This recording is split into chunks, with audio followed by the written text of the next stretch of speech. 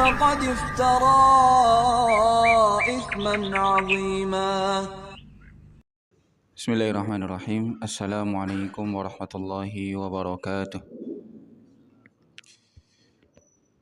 Innal hamdalillah nahmaduhu wa nasta'inuhu wa nastaghfiruh wa na'udzu bihi min shururi anfusina wa sayyiati a'malina may yahdihillahu fala mudilla lahu wa may yudlil fala hadiya lahu. Asyhadu an la ilaha illallah wahdahu la syarika lah wa asyhadu anna Muhammadan abduhu wa rasuluh. Amma ba'd.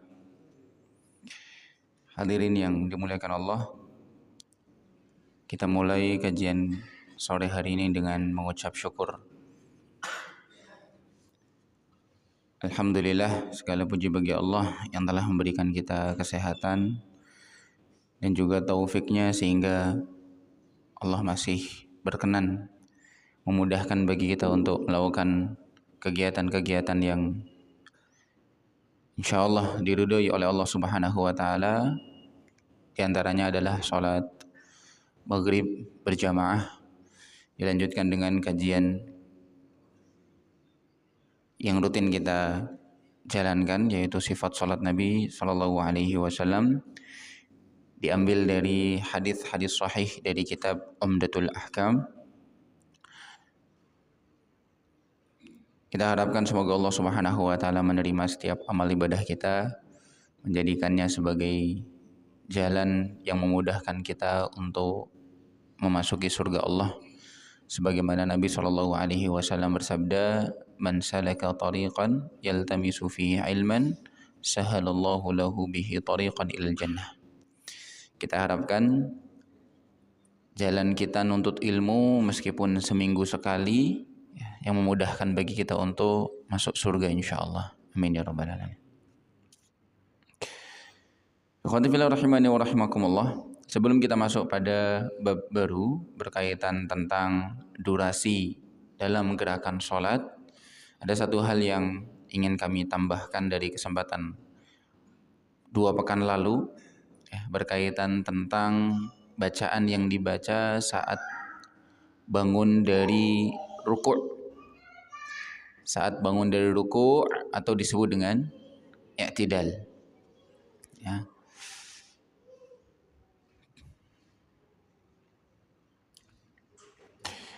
Karena kebetulan pekan yang kemarin kami mohon izin dari kawan-kawan yang sudah hadir, tapi qadarullah kajian kami liburkan karena ada kegiatan dengan warga dalam rangka menertibkan kegiatan-kegiatan yang menyeleweng di Desa Pasar Batang.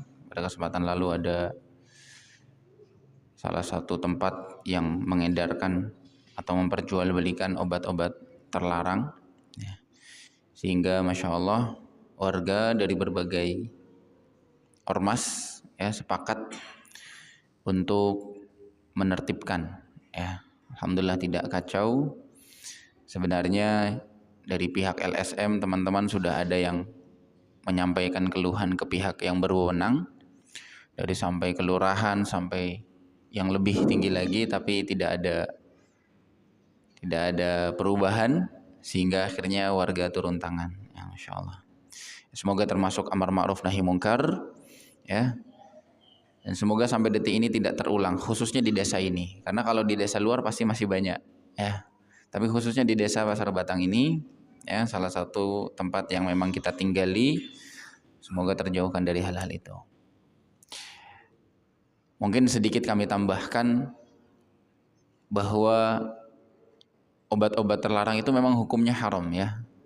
Barangkali ada yang tanya mana dalilnya di dalam Al-Quran dan Sunnah Maka dalilnya adalah pengharaman khamr Nabi SAW bersabda, kullu muskirin khamrun wa kullu khamrin haramun. Setiap yang memabukkan disebut khamr, dan setiap khamr itu hukumnya haram. Tadi tidak ada yang berselisih, tidak ada yang berbeda pendapat kalau obat-obat terlarang ini sama seperti khamr, memabukkan. Maka istilahnya sama, itu adalah khamr. Dan khamr hukumnya sama. Atau kalau tidak disebut dengan istilah khamr, maka hakikatnya sama. Para ulama mengambil jalan qiyas, menyamakan satu masalah dengan masalah yang lain, hukumnya disamakan karena ilatnya sama. Karena ilatnya sama. Ilatnya apa yang ada di dalam obat-obatan terlarang? Yaitu ada zat-zat psikotropia yang bikin ketagihan, kemudian kesenangan yang instan, ya, bikin tambah melek dan lain sebagainya. Ya.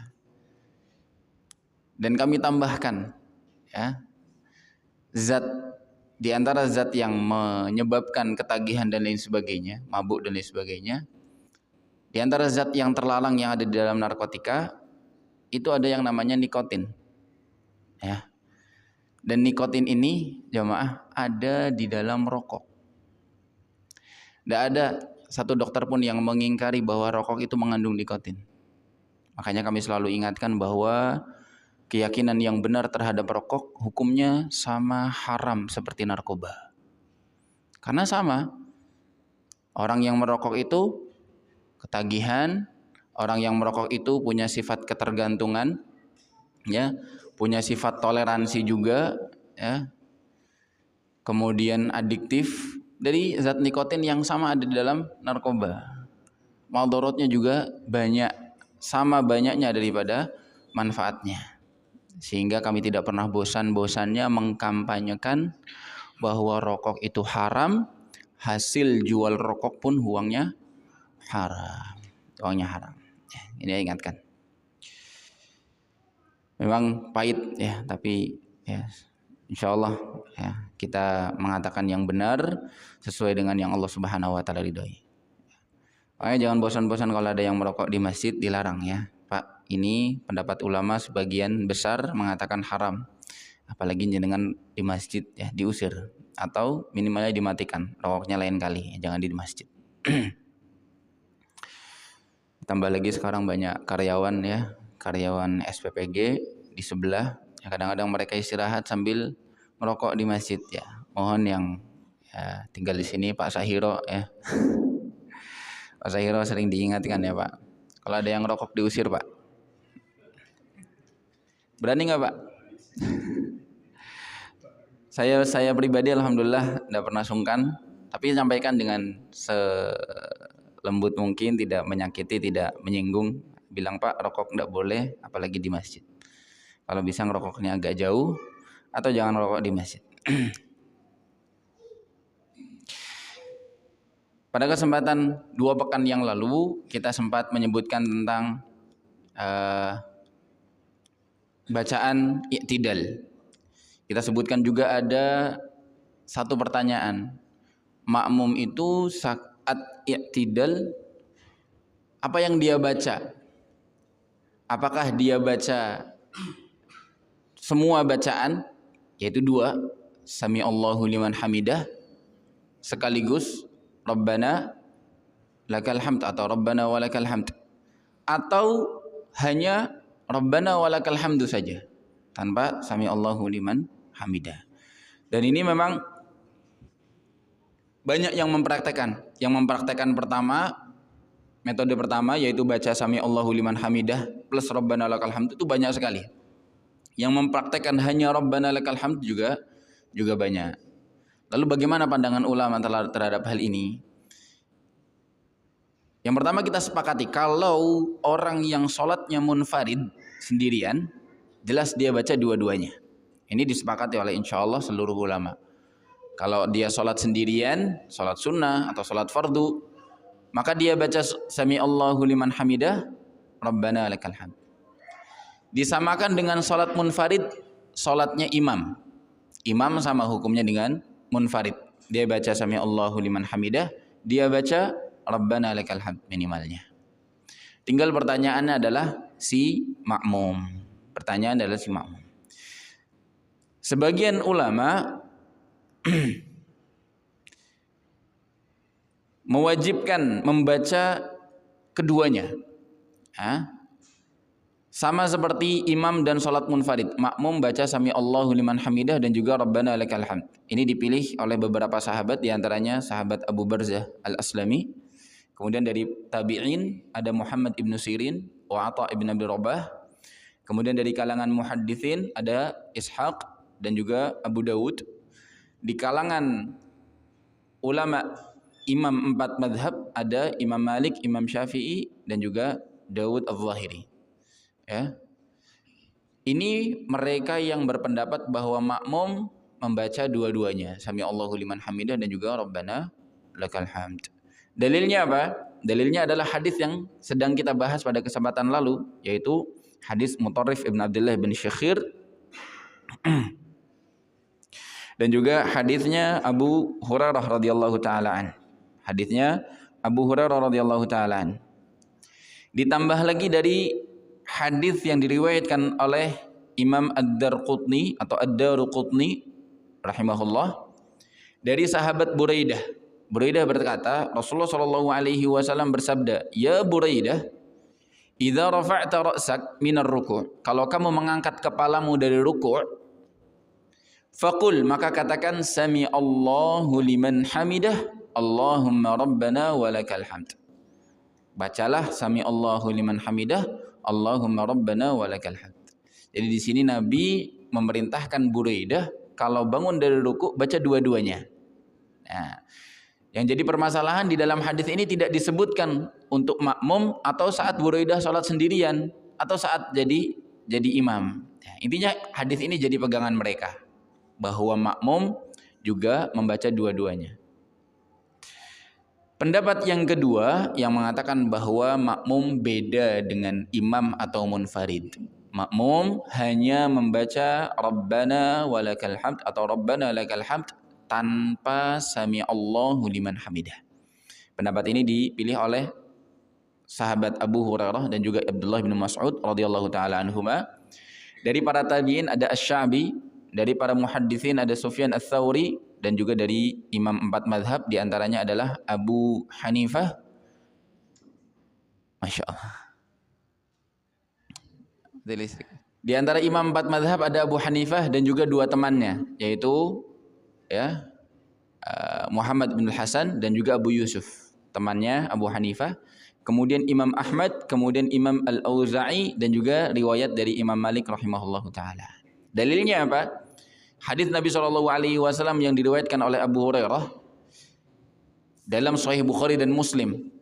Nabi SAW bersabda, "Innama ju'ilal imamu liyutamma bih." Nah, ini jelas sekali membahas tentang imam dan makmum. Hadisnya Abu Hurairah yang dijadikan pegangan kelompok kedua yang hanya membaca Rabbana walakal hamdu tanpa sami Allahu liman hamidah. Kelompok yang kedua ini dalilnya adalah Nabi bersabda, imam itu dipilih dan dijadikan imam untuk diikuti.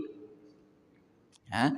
Ketika Nabi membahas hadis ini, ada satu potongan yang di dalam teks yang sama, Nabi mengatakan, fa idza qala sami Allahu liman hamidah faqulu rabbana lakal hamd. Jelas sekali Nabi mengatakan kalau imam membaca sami Allahu liman hamidah, maka kalian katakan Rabbana lakal hamd. Nabi tidak meminta kita untuk mengulang ucapan sami Allahu liman hamidah. Jadi hadis ini yang dijadikan pegangan kelompok yang kedua ada di dalam Imam Bukhari dan juga Muslim dalam sahih keduanya. Sahih Bukhari dan juga sahih Muslim. Dengan gamblang juga lafaznya mengatakan makmum, imam itu harus diikuti. Kalau imam bilang sami Allahu liman hamidah, cara mengikutinya bukan mengucap sami Allahu liman hamidah. Nabi mengatakan, kalau imam baca sami Allahu liman hamidah, kamu baca Rabbana walakal hamd atau Rabbana lakal hamd. Rabbana lakal hamd.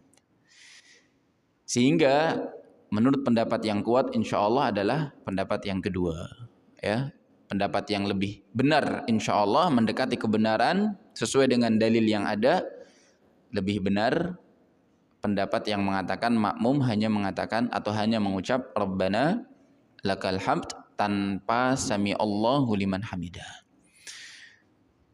Kelompok yang kedua ini pun sempat memberikan jawaban atas dalil-dalil yang dipegang oleh kelompok pertama. Kelompok yang pertama kan punya dalil.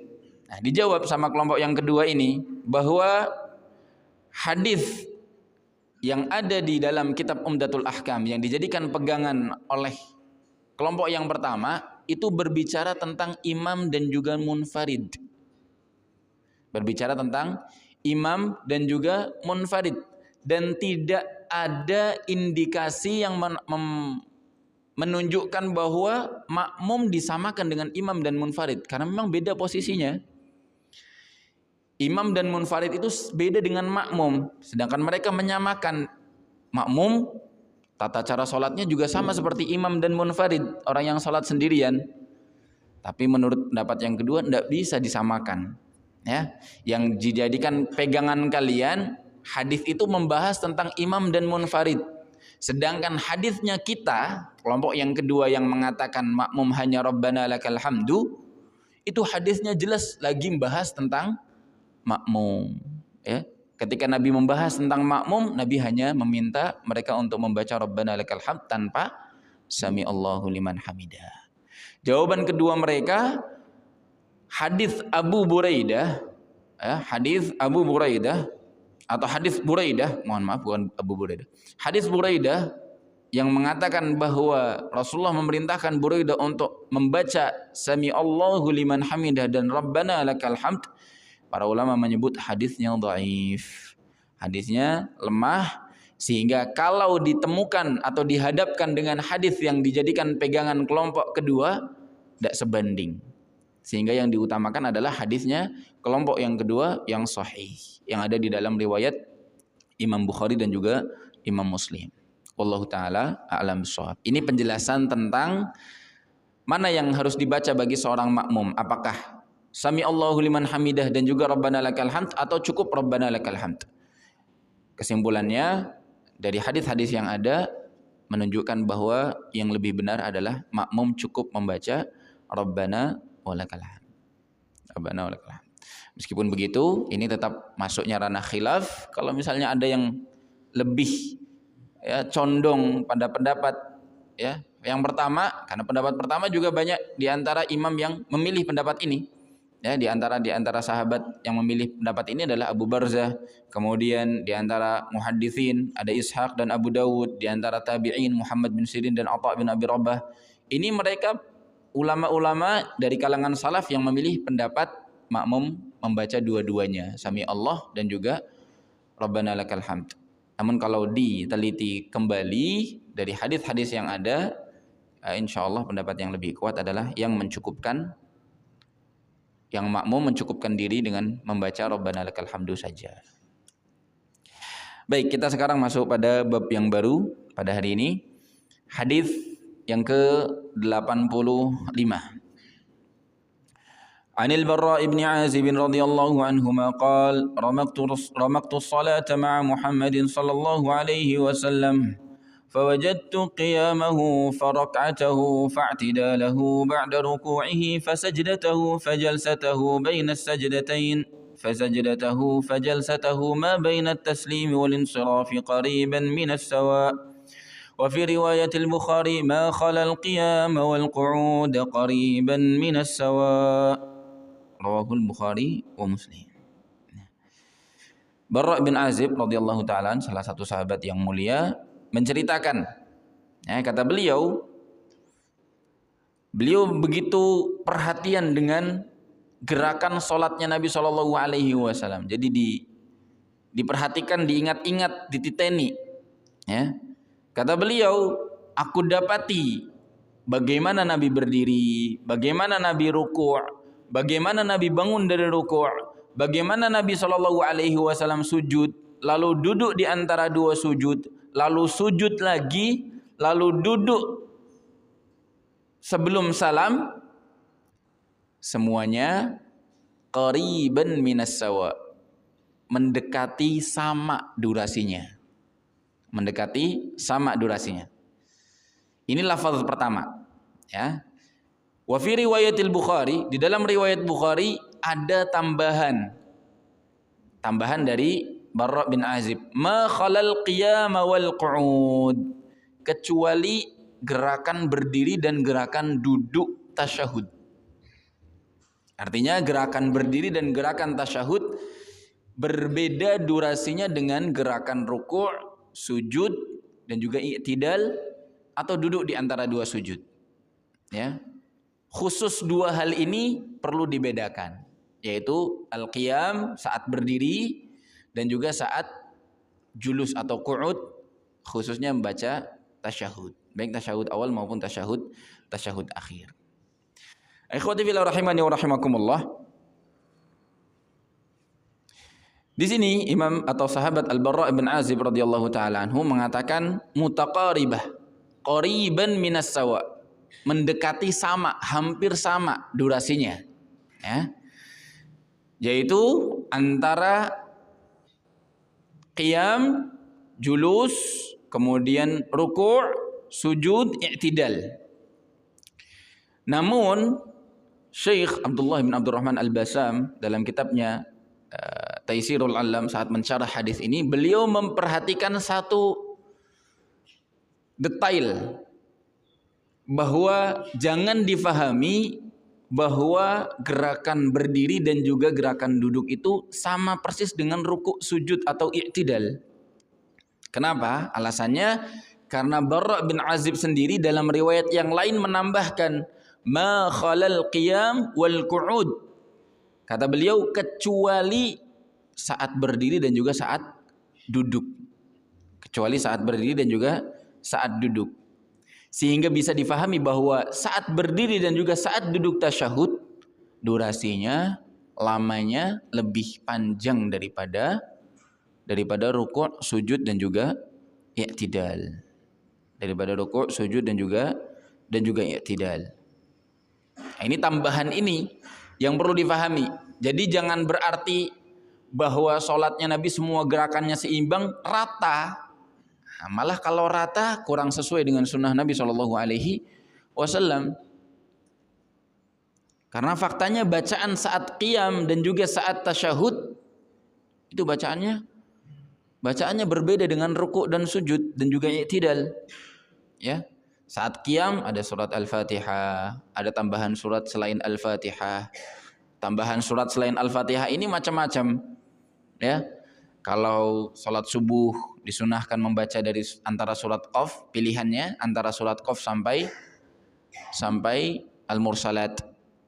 Ya. Kalau salat Isya, pilihan suratnya disunahkan antara An-Naba sampai sebelum Ad-Duha. Ya, salat maghrib pilihan suratnya dari surat Ad-Duha sampai An-Nas. Di antara sunnah yang dicontohkan oleh Nabi SAW dalam memilih surat yang mau dibaca setelah surat Al-Fatihah. Ya, setelah surat Al-Fatihah. Saat tasyahud, kita tahu tasyahud panjang, at-tahiyatu lillah wassalawatu wattayyibat dan seterusnya. Panjang bacaan tasyahud ini. Versinya pun macam-macam. Belum lagi ditambah dengan sholawat. Sebagian ulama mewajibkan baca sholawat kepada Nabi SAW baik di tasyahud awal maupun di tasyahud yang kedua. Jadi lebih panjang. Sehingga jangan difahami dari hadis ini bahwa maksudnya seimbang gerakannya Nabi SAW, panjangnya atau durasinya sama rata.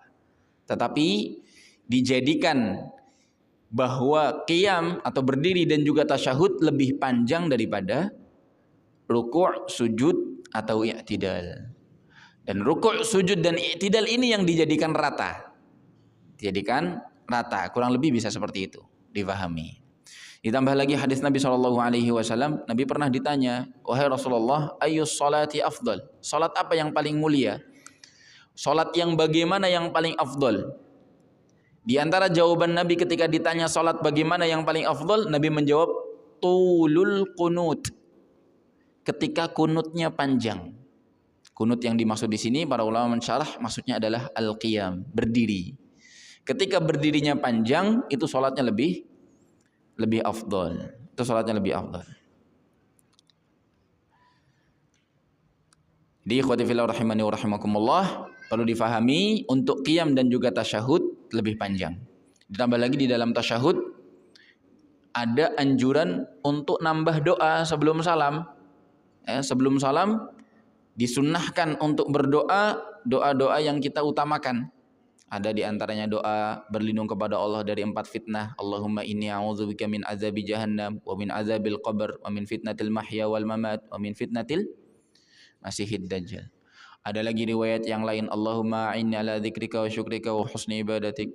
Tambahan lagi, Allahumma inni zalamtu nafsi zulman katsira wa la yaghfiru dzunuba illa ant faghfir li maghfiratan min hindik innaka antal ghafurur rahim. Atau doa-doa yang lain yang kita suka, kita baca doanya. Kalau kita hafal doa-doanya yang berlafaz bahasa Arab lebih afdal. Kalau tidak, sebagian ulama membolehkan membaca doa dengan bahasa yang kita fahami. Kalau mau cari aman, bacanya lewat hati, ya, bacanya di hati kalau menggunakan bahasa selain bahasa Arab. Ini adalah gambaran umum tata cara sholat. Makna yang kedua terkait keseimbangan adalah kalau seseorang ingin memanjangkan berdirinya dengan memanjangkan bacaan sholat, bacaan Al-Qur'annya, Al-Fatihah plus surat setelah Al-Fatihah, maka diusahakan gerakan yang lain juga diseimbangkan. Artinya kalau misalnya dia lagi berdirinya memilih untuk singkat, maka sujud rukuknya lebih singkat daripada itu, ya. Tapi kalau dia lagi pengen panjang berdirinya, maka diusahakan sujudnya juga jangan terlalu singkat seperti saat dia memendekkan berdiri. Sujudnya jangan dibuat terlalu singkat seperti saat dia menyingkat berdirinya. Jadi kalau misalnya dia pengen berdirinya tambah panjang, kebetulan dia baca suratnya agak panjang nih, maka ruku dan sujudnya dikondisikan, disesuaikan, jadi dipanjangin sedikit. Karena ada sunnah untuk mengulang bacaan Subhana Rabbiyal Azim atau Subhana Rabbiyal A'la saat sujud, ya, Subhana Rabbiyal Azim saat ruku. Kita boleh membacanya 3 kali, minimalnya 1 kali, yang paling afdol 3 kali, yang paling sempurna bisa 10 kali atau lebih dari itu. Jadi kalau misalnya dia lagi sholat berdirinya, dia baca Al-Fatihah, kemudian bacaan suratnya misalnya wadduha, baca suratnya wadduha dalam sholat maghrib misalnya, maka mungkin rukuknya cukup baca Subhana Rabbiyal Azim 3 kali. Rukuknya cukup baca Subhana Rabbiyal Azim 3 kali. Ini sudah seimbang, ya. Tapi kalau misalnya dia lagi bacanya surat apa misalnya, Al-Baqarah misalnya, panjang kan, maka rukuknya jangan baca 3 kali, dipanjangin sedikit, mengikuti panjangnya durasi berdiri dia. Jadi mungkin 7 kali, 8 kali, 9 kali, 10 kali, atau lebih lama lagi sesuai yang dia mampu kerjakan. Jadi boleh seseorang memanjangkan, terserah dia.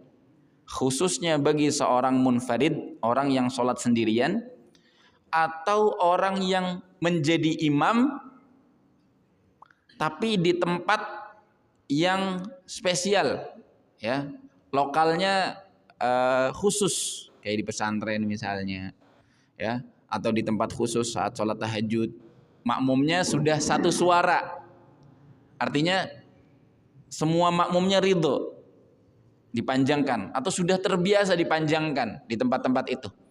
Selain itu, makmum harus ngikutin imam.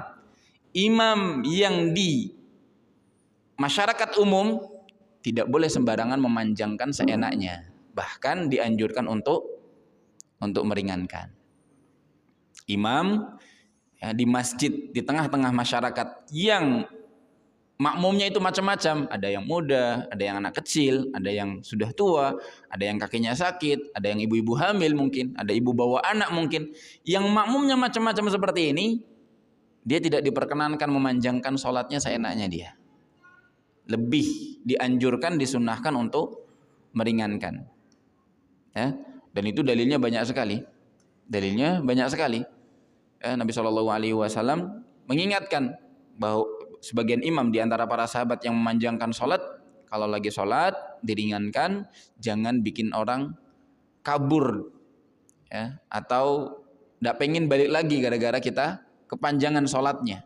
Karena di belakang itu kata Nabi ada shaghir, anak kecil, ada ajuz, ada orang tua, ada marid, orang yang sakit, atau ada dhaif, orang yang lemah, dan lain sebagainya.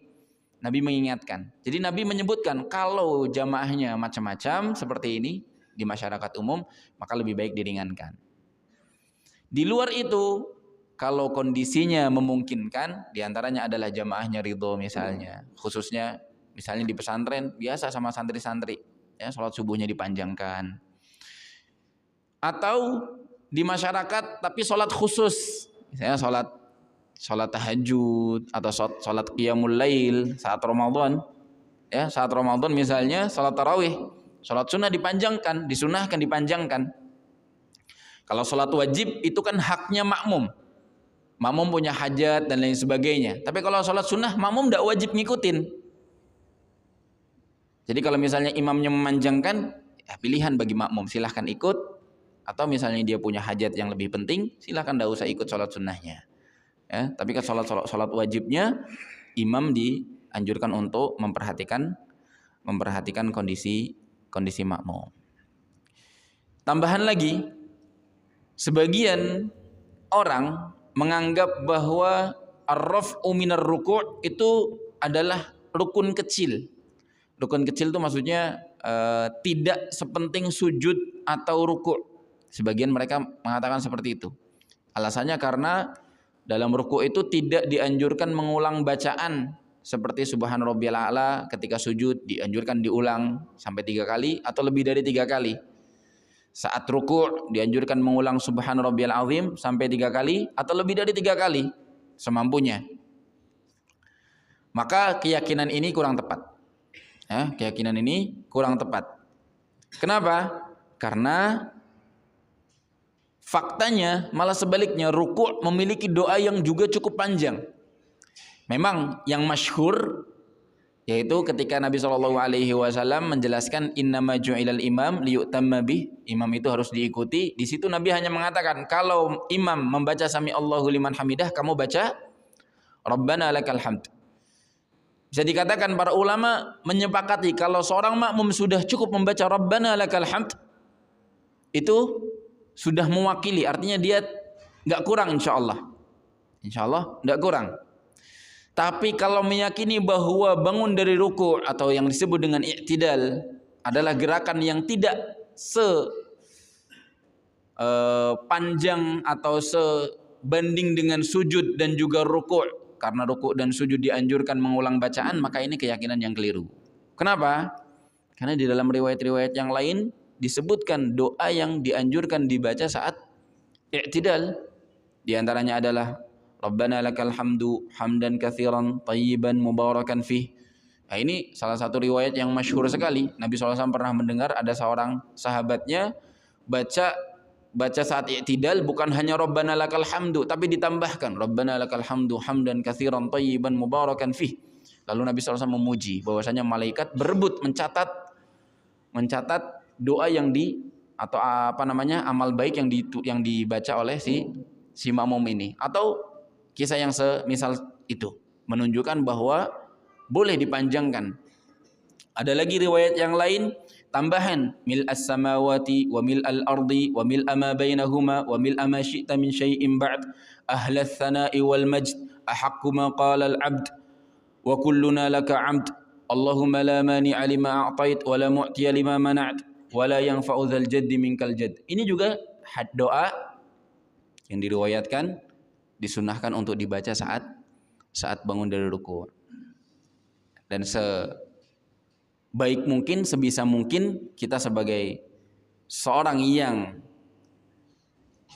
bersemangat ingin meniru dan juga meneladani Nabi SAW, sebisa mungkin menghafal doa-doa tambahan seperti ini. Karena memang Nabi mengikrarinya atau mencontohkannya. Nabi SAW mencontohkan. Kita ngaku cinta Nabi SAW, kita ngaku mengikuti sunnah Nabi SAW. Tapi sunnah-sunnah yang seperti ini seperti seakan-akan dari kita tidak berusaha pengen mengamalkannya dengan mengatakan udah cukuplah Rabbana lakal hamd, selesai. Kalau seandainya semua orang berpikiran seperti ini, siapa yang akan mengamalkan doa-doa ini? Siapa lagi? Nanti hilang, akhirnya sampai generasi berikutnya tidak ada yang mengamalkan doa-doa ini. Tidak ada yang mengajarkan, tidak ada yang menganjurkan. Sehingga kalau memang masih baru mampunya Rabbana lakal hamd, itu insya Allah bagus. Tapi alangkah baiknya dalam rangka mengikuti sunnah Nabi SAW, mencoba menghafal doa-doa tambahan seperti ini yang lebih panjang, dan tambah panjang tambah afdol. Tapi tetap diperhatikan, memanjangkan doa yang kita inginkan. Kita lagi pengen baca panjang, itu dipersilahkan bagi seorang yang sholatnya munfarid atau seorang imam yang memang sudah diizinkan oleh makmumnya atau makmumnya ridho. Adapun imam yang sholatnya bersama makmum yang bermacam-macam atau makmum, maka tidak diperkenankan seenaknya. Ya, harus memperhatikan kondisi, apalagi seorang makmum. Kalau makmum tidak punya pilihan, makmum tidak punya, ini salah satu hal yang perlu diperhatikan. Beberapa orang meyakini bahwa makmum juga diizinkan untuk mengulang bacaan atau menambah bacaan semau dia. Ada pertanyaan misalnya, imam sudah bangun dari sujud, sedangkan makmum baru baca bacaan sujud 1 atau 2 kali, subhana rabbiyal a'la, subhana rabbiyal a'la. Tapi imam sudah bangun dari sujud, sudah duduk atau sudah bangun ke rakaat berikutnya. Mana yang lebih afdol? Makmum nambah doa dengan keyakinan kalau nambah doa nambah pahala, atau sudah cukup saya baru bisa baca doa 2, tapi karena imam sudah bangun, saya ikut bangun. Mana yang lebih afdol? Yang lebih afdol jelas yang mencukupkan semampunya. Dia mampu baca 2, kebetulan imam sudah berdiri, sudah bangun dari sujud, yang paling afdol langsung mengikuti imam, tidak ketinggalan. Dan ini sudah kita bahas, ya. Tata cara bermakmum yang paling afdol itu tidak mendahului, bisa membatalkan sholat dia, tidak membarengi, resiko bisa mendahului, tidak juga ketinggalan. Tidak juga ketinggalan.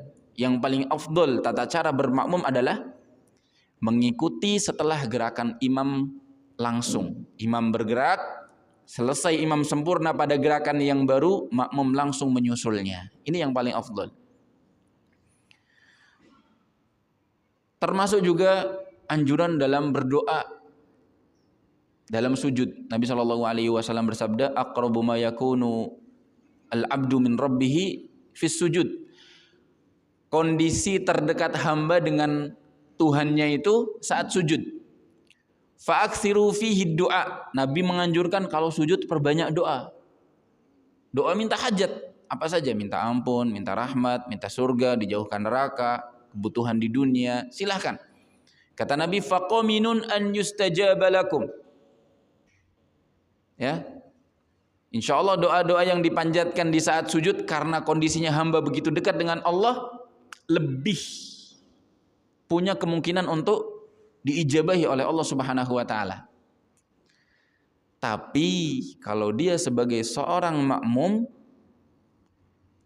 dia tetap harus mengikuti imam. Banyak di antara makmum yang keliru. Dia lebih memilih memanjangkan doa padahal imamnya sudah bangun dari sujud.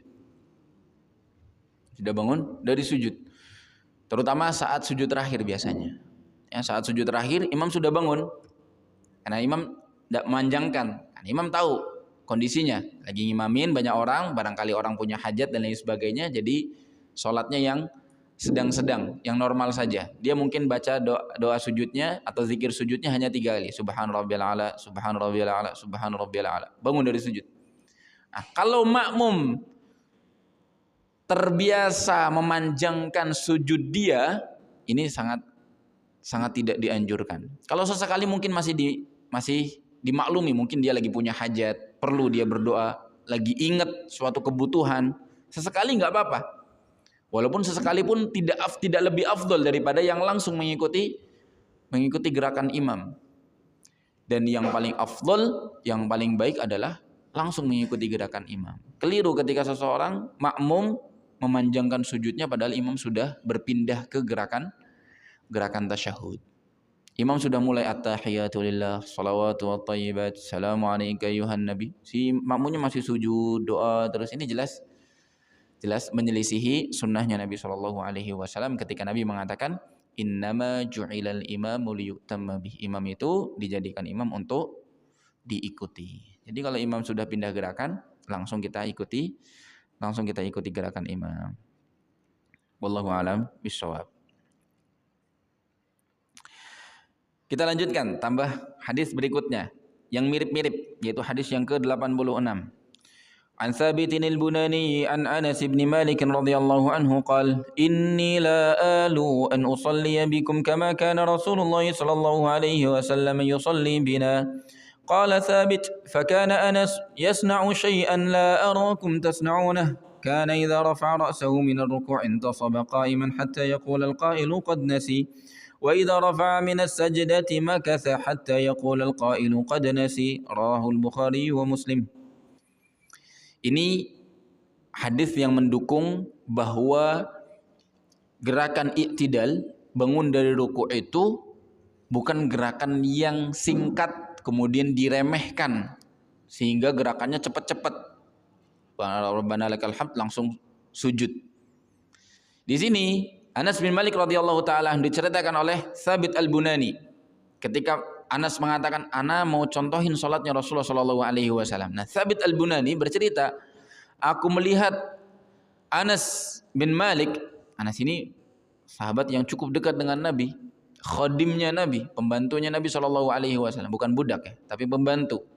Ibu beliau ya mengatakan kepada Nabi, anaknya dipersilahkan untuk membantu hajatnya Nabi Shallallahu Alaihi Wasallam. Mulazamah dengan Nabi, bantu kebutuhannya Nabi Shallallahu Alaihi Wasallam dengan balasan bukan upah, tapi didoakan oleh Nabi Shallallahu Alaihi Wasallam. Sampai akhirnya Anas ketika Nabi meninggal dikenal sebagai sahabat yang paling banyak hartanya, paling banyak anaknya, paling banyak keluarganya. Kita pernah cerita bahwa Anas itu pernah suatu kali umroh atau haji, ketika tawaf, ya, ketika tawaf, orang kan kalau tawaf biasanya rombongan, itu satu rombongan keluarga semua, ya, satu rombongan keluarga semua, anak cucunya dia, ponakan mungkin dan sebagainya. Karena memang disebutkan Nabi SAW mendoakan memperbanyak hartanya Anas dan juga keturunannya Anas bin Malik radhiyallahu taala. Sampai disebutkan kalau nggak salah anaknya atau keturunannya sampai 100-an.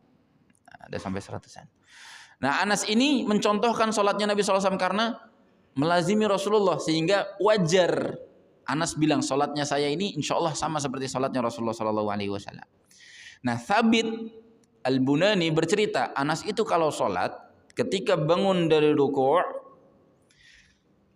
berdiri tegap, intasaba qa'iman, berdiri tegap, dan berdirinya itu hatta yaqulal qa'il, sampai mungkin di belakang bilang qad nasi, kayaknya Anas bin Malik itu lupa dalam sholatnya dikarenakan begitu lama berdirinya ketika bangun dari ruku'. Wa idza rafa'a ra'sahu minas sajdah, ketika bangun dari sujud, duduk di antara dua sujud, itu juga ya makasa diam hatta yaqulal qa'il qad nasi, sampai yang di belakang mungkin ngelihatnya, oh ini kayaknya Anas lupa sholatnya karena saking lamanya. Ini bentuk kiasan menunjukkan bahwa bangun dari ruku' atau yang disebut dengan i'tidal dan juga bangun dari sujud, khususnya duduk di antara dua sujud, itu bukan gerakan yang enteng sehingga orang meremehkan kemudian cepat-cepat langsung pindah ke gerakan berikutnya. Karena ada orang bangun dari ruku', yang lebih parah lagi dia belum sempurna berdiri, belum sami Allahu liman hamidah rabbana, langsung turun sujud. Ini jelas tidak sesuai dengan sunnah Nabi Shallallahu Alaihi Wasallam sebagaimana yang dicontohkan oleh Anas bin Malik. Ditambah lagi yang sebelumnya kita sebutkan, di antara doa-doa yang dibaca saat bangun dari ruku', ada yang versinya panjang, Rabbana lakal hamdu ditambah hamdan katsiran thayyiban mubarakan fi. Ada lagi versi lain, mil as-samawati wa mil al-ard wa mil ma syi'ta min syai'in ba'd, dan lain sebagainya. Ya. Sampai ditambah lagi Allahumma la mani'a lima a'taita wa la mu'tiya lima mana'ta wa la yanfa'u dzal jaddi minkal jadd. Intinya memuji Allah Subhanahu wa taala. Saat duduk di antara dua sujud pun dianjurkan berdoa. Di antara doa yang paling dianjurkan adalah Rabbighfirli. Memperbanyak membaca Rabbighfirli.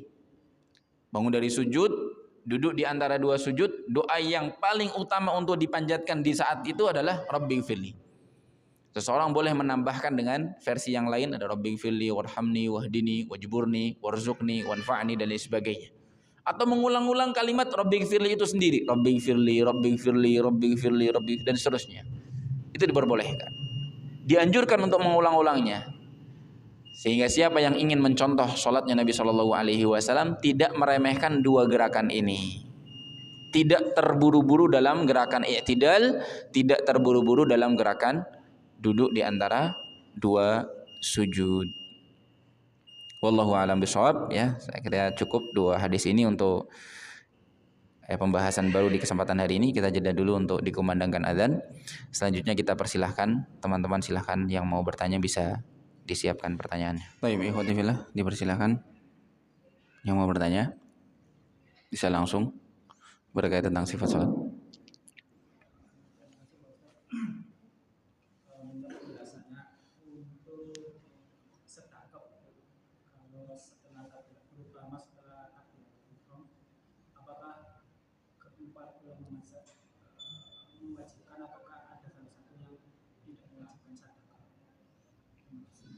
Baik. Ini kalau tidak salah sudah pernah kita bahas ketika membahas tentang gerakan tangan setelah takbir saat berdiri. Saat berdiri, khususnya saat berdiri. Kalau saat rukuk, gerakan tangan atau letak tangan dijelaskan di dalam sifat sholat. Saat rukuk, kedua tangan ada di lutut. Saat sujud, kedua tangan diletakkan di lantai, ya, kedua tangan diletakkan di lantai telapaknya. Yang ditanyakan adalah saat berdiri, ya. Itu dari hadits Nabi Shallallahu Alaihi Wasallam. Nabi bersabda atau para sahabat bersabda, diantaranya adalah Sa'ad bin Sa'ad Sa'idi, kunna atau kana an-nas yu'maruna an yad'a ar-rajulu al-yada al-yumna 'ala dhira'ihi al-yusra fi shalah. Lafadznya itu berbunyi orang-orang diperintahkan. Siapa yang merintah? Ya jelas Rasulullah. Orang-orang diperintahkan saat berdiri meletakkan tangan kanannya atau lengan kanannya di atas lengan kiri. Kalau dilihat dari lafaz hadisnya, ya, diperintahkan, maka sebagian ulama mungkin ada yang mewajibkan. Namun tidak terlalu masyhur pendapat yang mewajibkan.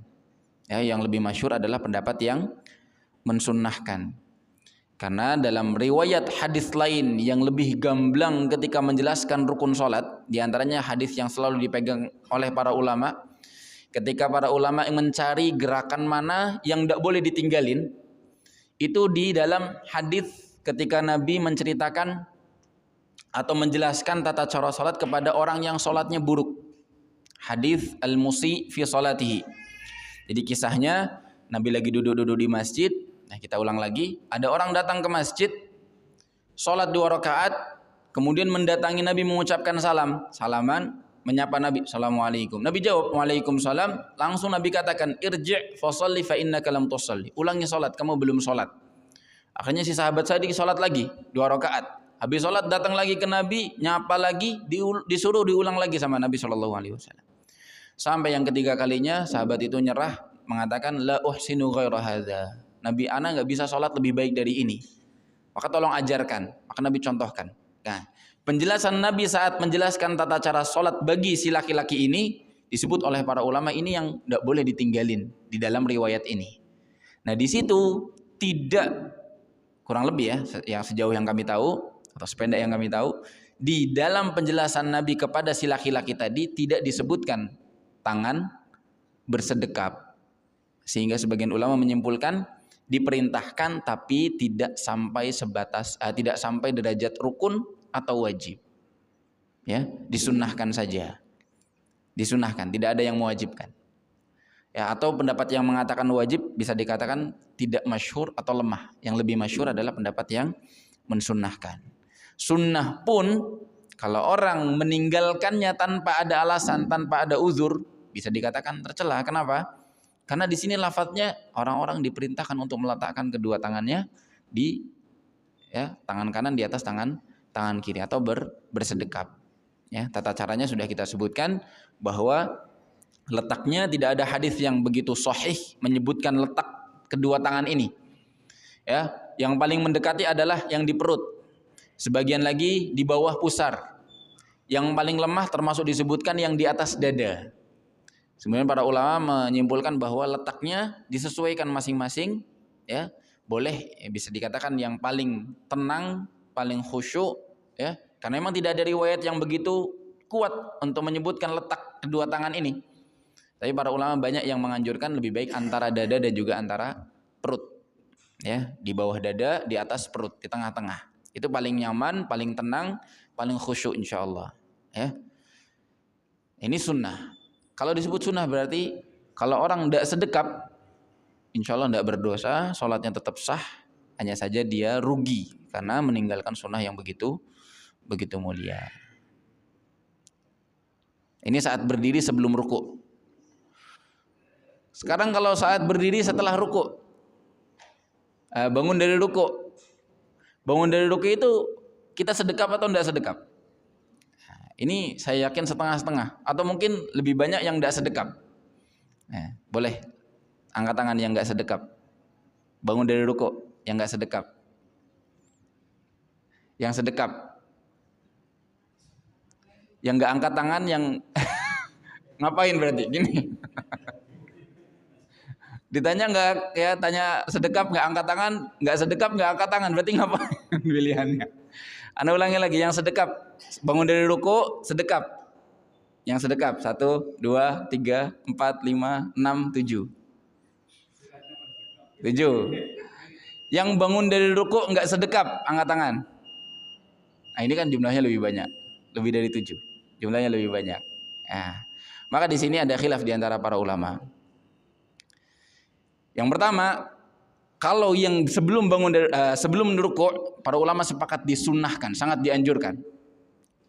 Bisa dikatakan orang yang tidak sedekap saat baca Al-Fatihah, saat baca surat, sebelum ruku, yang nggak sedekap nggak afdol, nggak mendapatkan keutamaan yang begitu mulia. Tapi setelah bangun dari ruku atau saat i'tidal, maka khilaf, bisa dikatakan khilafnya itu setengah-setengah, 50-50. Ya. Pendapat yang mengatakan sedekap mengatakan bahwa ya saat sujud itu dicontohkan tangannya, disuruh diletakkan di lantai. Saat ruku dicontohkan tangannya sama Nabi, diletakkan di mana saat ruku? Di paha boleh enggak? Enggak boleh. Di betis boleh enggak? Ditaruh di mana? Di lutut. Yang sesuai sunnah Nabi SAW, tangan di lutut, sehingga keliru kalau orang terlalu turun ke bawah atau terlalu naik ke atas, ke paha atau ke betis, tapi di lutut. Nah ini ruku dan sujud sudah dijelaskan.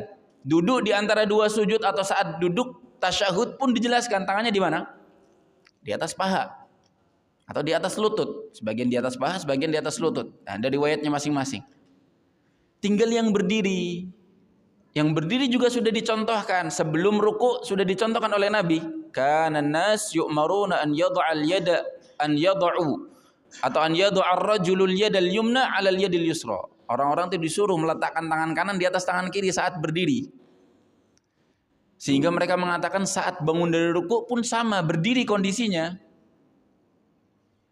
Sehingga mereka menganjurkan juga untuk bersedekah. Namun pendapat yang bangun dari ruku tidak bersedekah pun cukup kuat, di antaranya dipilih oleh sebagian ulama, ya, Hanafiyah, Malikiyah, Syafi'iyah. Mereka berpendapat karena memang tidak ada hadis satupun yang menjelaskan tentang bangun dari ruku. Yang gamblang menjelaskan gerakan bangun dari ruku itu tangannya sedekap atau enggak. Bahkan mereka berani mengatakan kami tidak mendapati dari para salaf yang mempraktekkan demikian.